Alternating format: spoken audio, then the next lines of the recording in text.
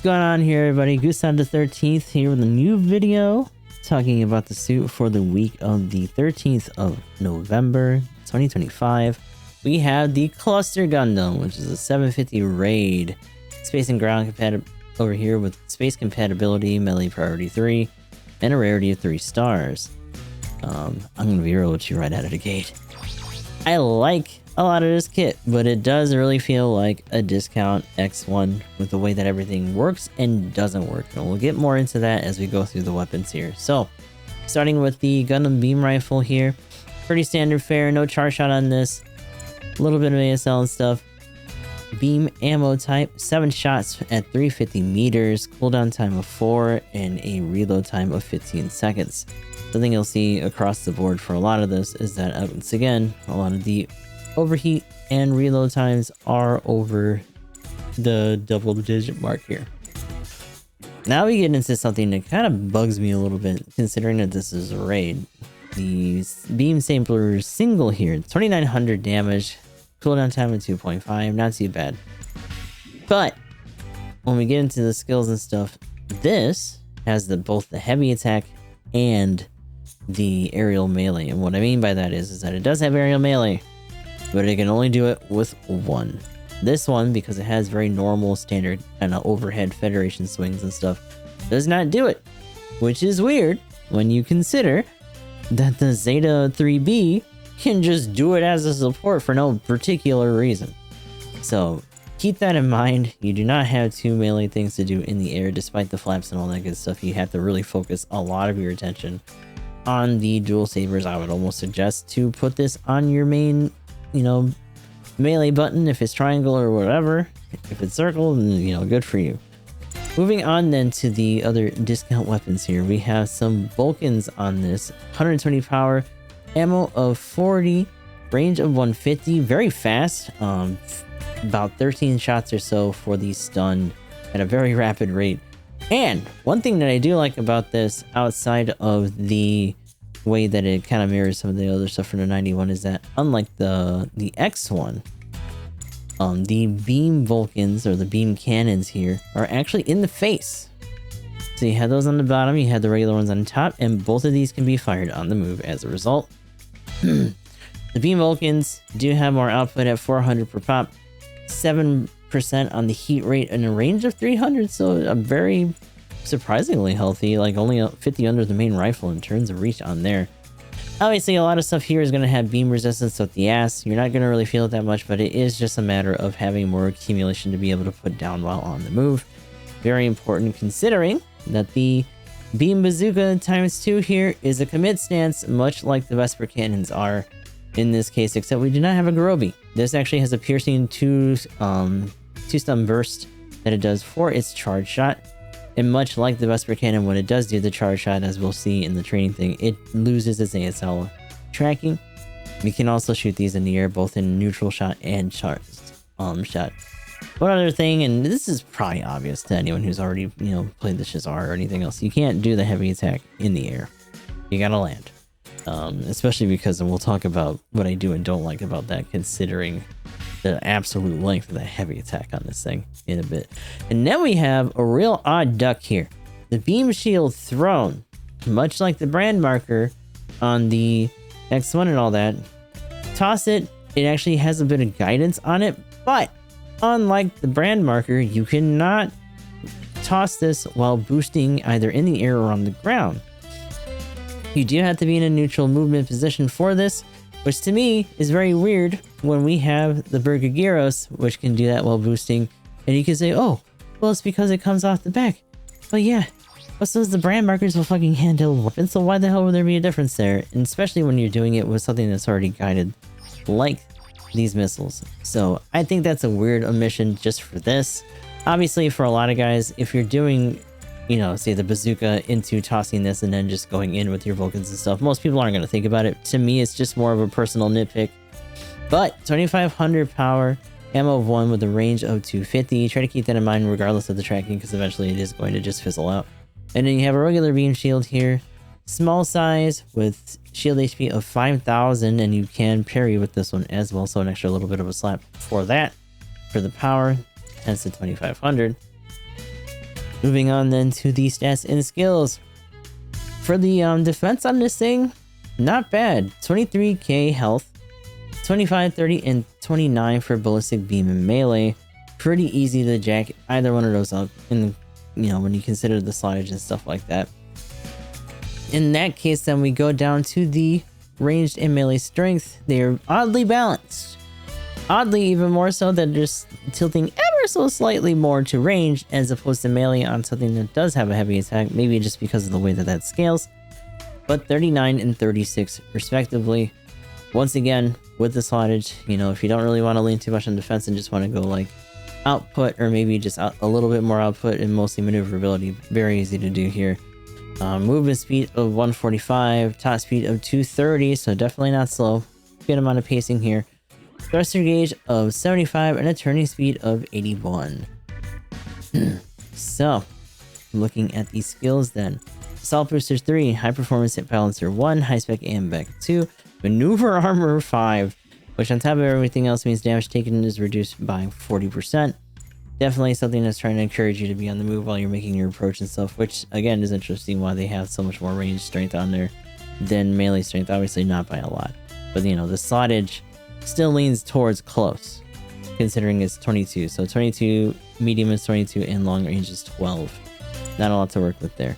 Force Injector 3, Aerial Melee System 2. Any melee attacks executed while the skill is activated increased in power by 30. Not bad. Melee Combo Controller 1, Heavy Attack 2, Emergency Evade 3. Obviously, for the third roll or whatever you want to consider, you can absolutely not touch that thrust button. Don't even sneeze at it. Just smash that double tap. Obviously, if you don't have to, then don't. Flight Control Program 4, Glide Structure thing. One thing that I think is a little too missing here is the fact that we do not have fall prevention. Anti-Blast Stabilizer 1, High Performance Radar 1, Auxiliary Power 2. So this is another one of those ones that, if you're getting real mugged and you're having a hard time, as long as you can boost or roll out of whatever, you can get a couple good shots in there and maybe try to do some damage before that skill runs out. At 1,000 or more HP, the attack would destroy you, survive a set amount of HP instead, temporarily increases attack power, and reduces damage from enemies when activated. Nullifies all reactions for cumulative damage stacker, but only at the point of skill activation. And then we have Counter Boost, gives you more power and stuff for that, and then Flat Booster 2.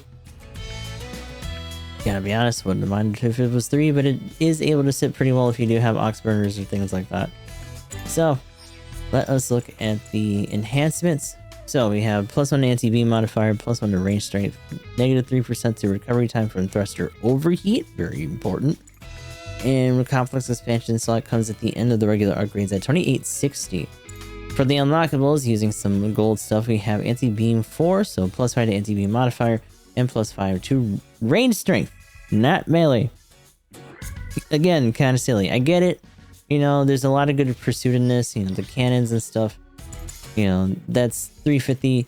I don't know how I feel about the outside range being 350 and then just not. As is a bazooka, I feel like that should have been 400. When you got barely 50 meters difference between your fucking Vulcans and your high-powered beam bazookas, I think that's a little silly. But, not bad range for a raid. Although then again, you also have the X2 Kai here, with a standard 400 with the rifle. Its rapid is also 400, which means the Garobi not too far behind. Pretty much everything is either around or outranging at that point. But this is more so about the cluster Gundam. So let's take this over to practice and check this out in real time before we move on to our example round. Let us check this out a little bit. So, that is our type advantage on that. Neutral damage is about 25-39. In contrast, regular shot stun here for the beam bazooka. Let me try to get a decent angle. Piercing shot, full stun for the beam bazookas. With beam shield, like you were saying, guidable. decent amount of damage there. Obviously, that counts as melee, so it's a good interrupt, much like the brand marker for movement. 4, 5, 6, 7, 8, 9, 10, 11, 12, 13, 14, 15. So at 15 shots, you know, sans any damage control for the beam Vulcans there. And like I said, 1, 4, 5, 6, 7, 8, 9, 10, 11, 12, 13, 14. But 13 or 14 here for the regular Vulcans, and it's pretty damn fast. Like as long as you can pace yourself between when you see the stuns, you can probably get a few stuns out of that mag. And just alternating that with the beam Vulcan, which is nice because it is heat based, which means as long as you rest it a little bit, you don't really have to worry about the reload too much or the cooldown there. Obviously for this, 2500 flat for the parry. You can stop melee with that. Very good. Very basic overhand swing. I almost don't understand the purpose of this outside of just keeping the shit going, because I'm literally holding down the melee and it does not do aerial melee for that. Now, there is something that I mentioned in the highlight video that I think that I made when it comes to the example match, and is that it seemed like at the time that the aerial melee did not come down if you were holding down the attack button. It felt like it was trying to go into the heavy attack instead, but as you can see there, I'm literally holding it down. It's coming out. Some of it might be latency based. I have noticed in other situations there, you're switching between weapons or doing this and that, and even beyond the wait time, it's like it's eating inputs and it's just not doing anything. Now that being said, you also cannot seemingly, and let me see something, but it seems like you can't start the charge in here unless you're just in like a neutral space. Yeah, it'll just go. So you have to do that from the ground, and then of course you can carry it from there. The heavy attack itself, then this is the support, so let's try to 2, 3, 4 hits. About 19 on there. Obviously a little bit of reduction. But the other thing to keep in mind is that even though it does have some decent baseline output from the weapons themselves, it is not the most high damaging set of stuff ever. But even so, the health pulls, even at 750, definitely no joke. That's pretty damn good. Still very ceremonious. Kind of takes a hot minute to get through the whole thing. For more often than not, you're probably either not going to do it at all, because you're not going to have the time before, you know, an X1 or whatever just jumps your shit, or you're just going to do part of it and cancel out of it in order to do other things. You know, you have several things that you can do on the move. I do kind of wish that this had a little bit of mobile shooting going on, considering that the Neo and other things can do that, but it's interesting and a little weird to kind of get a feel for what it is exactly they want you to be doing, since it does have so many similarities to the 91 without having some of that other stuff to really work with. But output wise on the base, definitely nothing to write home about. You know, the beam bazookas can help. A lot of this you're just kind of doing to pass the time. And at the end of the day, I would say more often than not, you're probably going to be holding off other people while, you know, double Zetas at this cost. You know, or even just the X units are doing more per shot to the base than you would do. This is one of those situations, and I'll talk about it a little bit more after the match, where it feels like you're seeing the limitations of what they think the rarities should be. But we do have an example match, and I think it was actually on Arctic base. You know, if I'm wrong, then I'm wrong. But we'll be putting that right around here.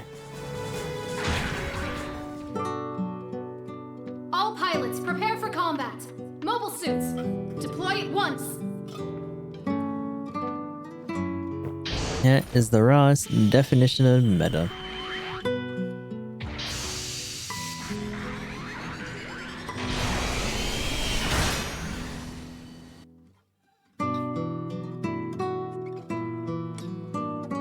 Commencing operation. Bars type is its own kind of brain spice, because you gotta really lean heavy on fast cancels with the active guard to make a lot of the ways that it gets big output work and or be worth it. Not to mention, it relies on being hurt to be in its optimal mode. It only gets that optimal mode for a little while. Damage detected. It's taken too much damage. Mobile suits on its left. An ally has destroyed an enemy mobile suit. But like this shitter's got the same priority, like better versions of most of my weapons. And a lot more aiming assistance in his weapons than I do. No! Mobile suit's been destroyed. Essentially, it's just a blue raid, and it's a better raid than this thing.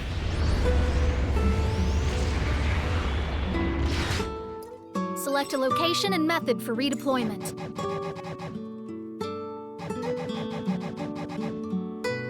An ally has destroyed an enemy mobile suit.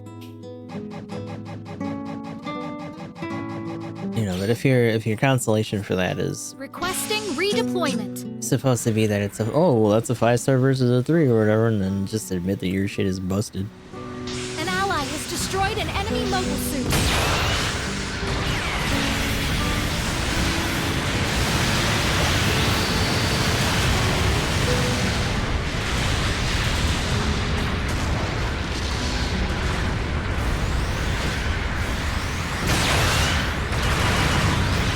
Like, it literally all we needed compared to that last team was to not have that stupid unicorn and just have a couple X1s and actual meta suits, and we're doing a lot better already. So, Enemy base is taking heavy what damage. does I really say about this thing either? It's nearly destroyed.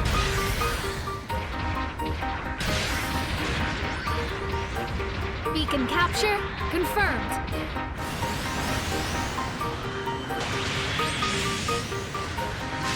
Hi, brother. What you doing down there? We lost an ally unit.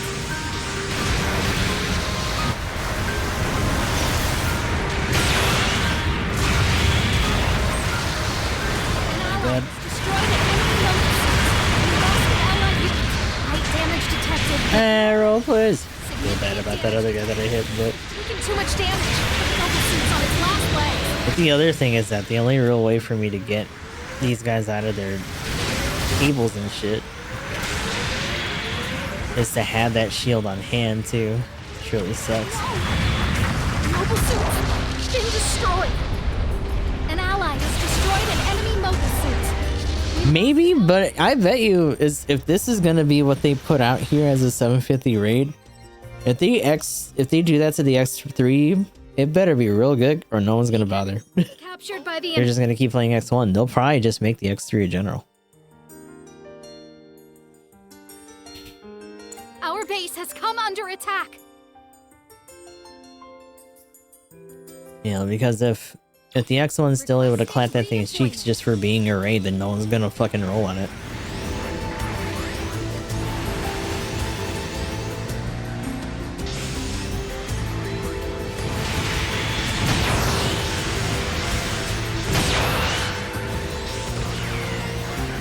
An ally has destroyed an enemy mobile suit.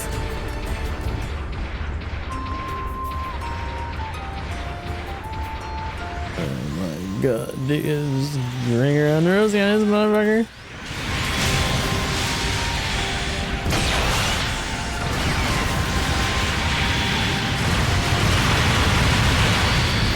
Light damage detected. But you're alright. Oh god. Taking too much damage. Mobile suit's on its last legs. An ally has destroyed an enemy mobile suit.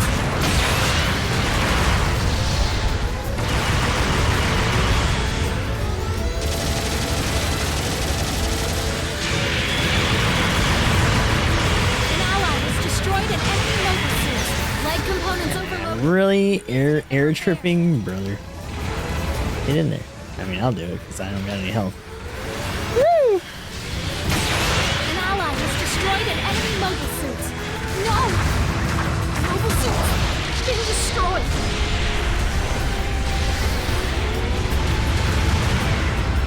Should be a support. That'd be crazy. But no. Looks like we've got the upper hand for the moment. Yeah, because it's gonna have a lot more defense for sure. Just like that whole cloak's probably gonna have a really heavy buffer. It's gonna have the eye field on it.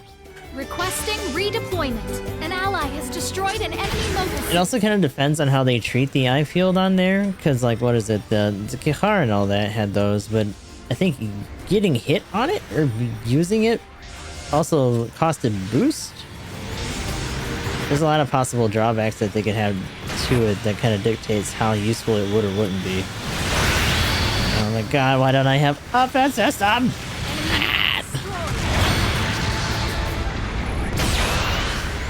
When you put it on a general at this cost, it feels like that should be an immediate penalty for just putting it on raids. An ally has destroyed an enemy mobile. We're literally at the same, like, You can stay in the fight. cost and priority level for melee. Basics are especially valuable for this mission. Oh my god, and I'm not even able to roll.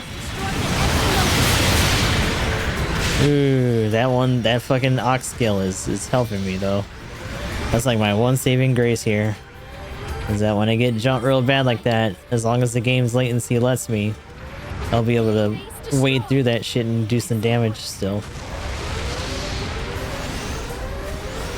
An ally has destroyed an enemy mobile suit. I got no health, brother. Help me.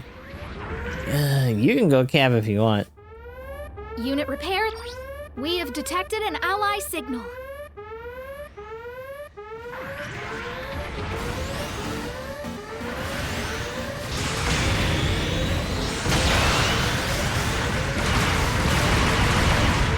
We lost an ally unit. 1 minute remaining for the operation. Keep pushing. The being past that threshold again actually set that off. I forgot about that. Oh my god. Oh my god. No. Mobile suit Let me fire it. destroyed. No. We lost an ally. We're totally gonna get our base right now though. That Neo by itself is gonna be able to do a lot. An enemy mobile suit. And you can tell they want to.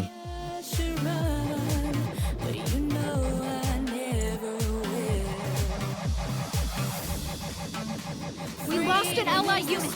We have detected an ally suit. God, man. They gave up on firing on the base. Huh. Redeployment.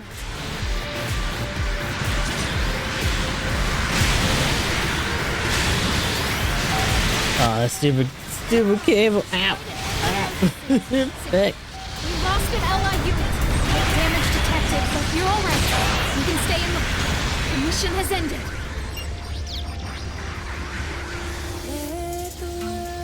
We beat them handily. Job well done. Oh my god.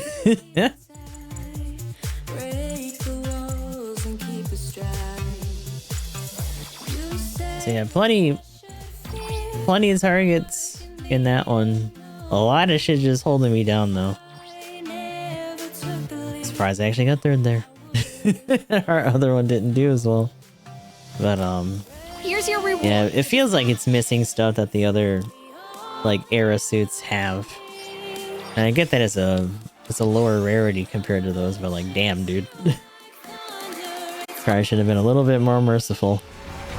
And that was one of our better rounds in the cluster Gundam. Definitely a bit of a clusterfuck, all the same, considering everything that was going on in there. And I feel like that kind of gives a better situation for, you know, the kind of reactions to what you're going to be doing, and just the amount of damage you're probably going to be taking as a result.